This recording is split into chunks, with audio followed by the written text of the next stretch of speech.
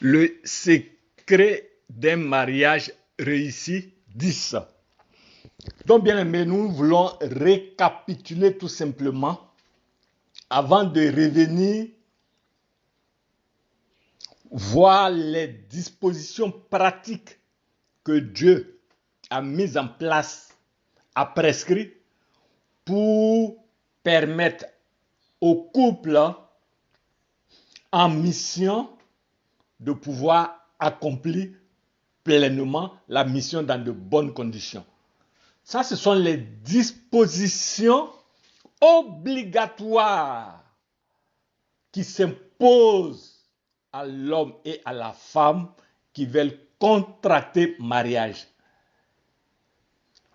Nous avons vu que l'homme, premièrement, mis en mission, premièrement, façonné par Dieu, tout seul n'était pas épanoui, ne pouvait pas accomplir la mission que Dieu lui a confiée lorsque Dieu l'a créé. Donc Dieu tire de son côté une côte, il donne forme deuxièmement à la femme. Et donc lorsque l'homme voit la femme tirée de lui, son cœur doit se réjouir, il doit être tombé amoureux de cette dernière-là.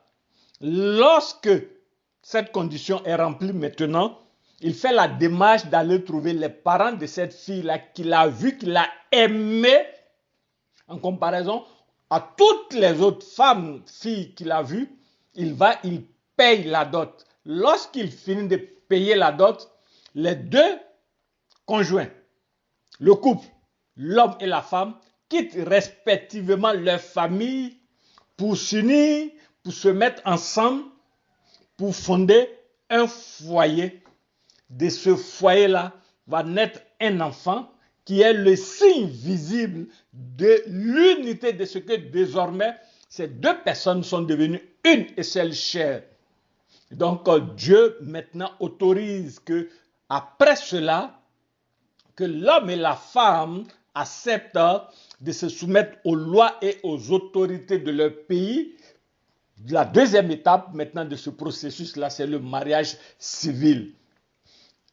Après, pour pouvoir accomplir la mission que Dieu confie à l'homme et à la femme dans le cadre du mariage, Dieu leur commande, Dieu leur prescrit d'apporter cette union, cette alliance, cette mission sacrée devant l'Église afin que le serviteur de Dieu autorisé puisse invoquer la faveur, la grâce, la protection, la présence de Dieu sur ce couple-là, dans cette union-là, dans cette alliance, afin que ce couple soit armé spirituellement pour affronter les difficultés, les épreuves et la réalité du monde dans lequel nous nous trouvons, qui ne nous appartient pas, qui est un monde qui a été vendu par Adam et Ève au diable.